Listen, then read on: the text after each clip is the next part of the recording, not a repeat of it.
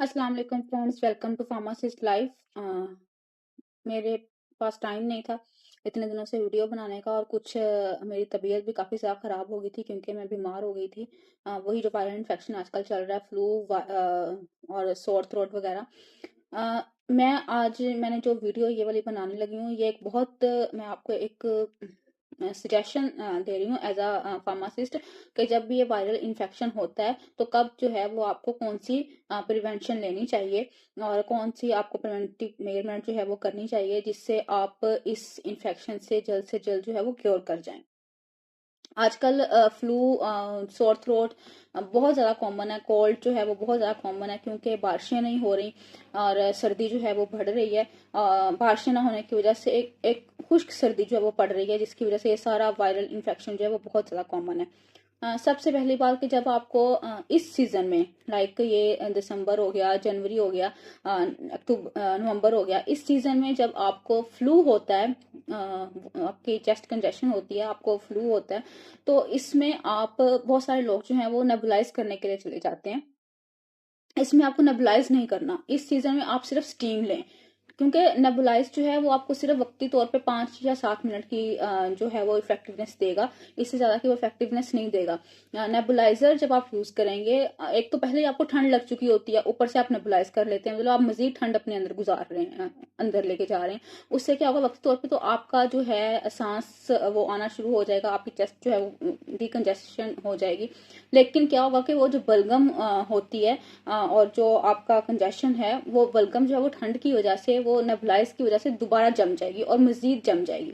अब स्टीम में क्या फायदा होता है, स्टीम में का ये फायदा होता है, जब आप स्टीम लेते हैं वो गर्म होती है, भाप गर्म होती है, वो अंदर जाती है। उससे क्या होता है कि जो बलगम होती है, जो रेशा होता है अंदर, बलगम टाइप जो स्पूटम होती है, वो मेल्ट होने शुरू हो जाती है, वो पिघलने लग जाती है और आहिस्ता आहिस्ता वो नरम होके पिघल के वो बॉडी से जो है वो बाहर निकल जाती है।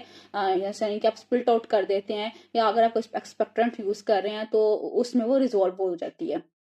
लेकिन अगर आप नेबुलाइजर यूज कर रहे हैं तो उसमें बलगम जो है वो मजीद जम जाती है इस सीजन में। और आपको नेबुलाइज कब करना चाहिए, नेबुलाइज आप तब करते हैं जब गर्मियां होती हैं। लाइक आपको अक्टूबर में हुआ है ये प्रॉब्लम, आपको हो गया है जून जुलाई अगस्त में कोई वायरल इन्फेक्शन, फ्लू, स्नीजिंग, कोई एलर्जी हुई है, तो आप तब जो है वो नेबुलाइज की तरफ जाएं। ये मैं एस्थमा के पेशेंट के लिए नहीं जनरल कह रही, क्योंकि एस्थमेटिक पेशेंट को तो फिर हमें करवाना ही पड़ता है, वो फिर अलग आप एक लेमैन को समझ नहीं आएगा कि ड्रग्स डाल के करवाना पड़ता है, एस्थमेटिक ड्रग्स जो कि पेशेंट को रिलीफ देता है। तो ये मैं एक जनरल वायरल इन्फेक्शन की बात कर रही हूँ।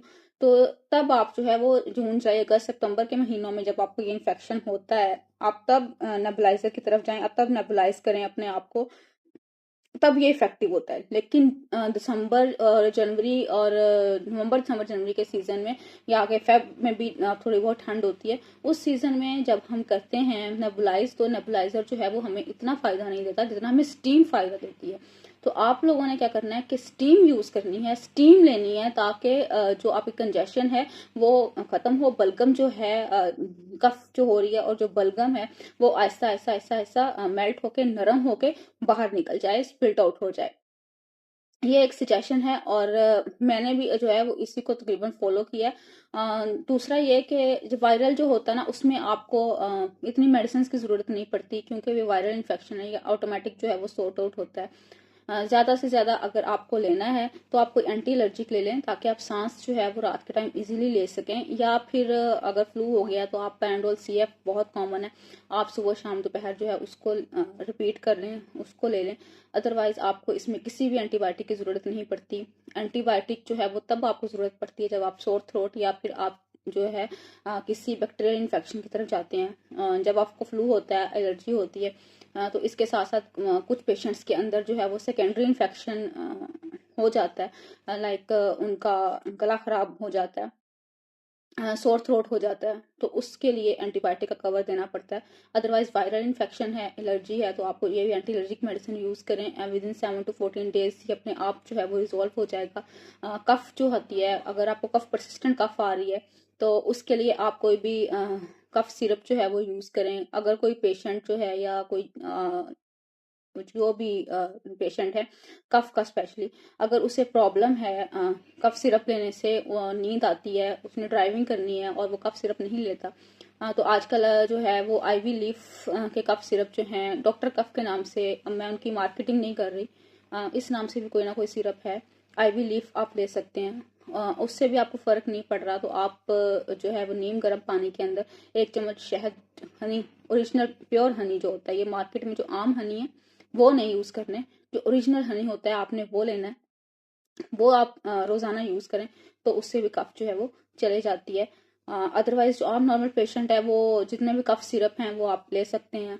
अगली दफा मैं आपको बताऊंगी कि कफ सिरप सबसे अच्छा कौन सा है और मैंने पर्सनली कौन सा यूज करती हूँ। अभी आजकल मुझे कफ है, अब देखिए मैं कितनी देर से बोल रही हूँ लेकिन फिलहाल मुझे कफ नहीं हुई, लेकिन मुझे बहुत सवेयर कफ है, लाइक, और मैं यही चीजें यूज कर रही हूँ, कफ सिरप ले रही हूँ और या फिर नीम गर्म पानी के अंदर हनी यूज कर रही हूँ, बस। हाँ, ये देखिए आपने कहा और मुझे कफ हो गई। तो ये वीडियो यहीं तक थी कि आपको मुझे सबसे पहले सजेशन देना था और ये बात बतानी थी कि नेबुलाइजर जो है वो इतना इफेक्टिव नहीं होता इस सीजन में जितना इफेक्टिव स्टीम होती है। आप स्टीम यूज करें, वो आपको ज्यादा जल्दी इफेक्ट देगी एज कम्पेयर टू नेबुलाइजर। और बाकी बारिश होने का दुआ करें, हम यही कर सकते हैं। अल्लाह हाफिज।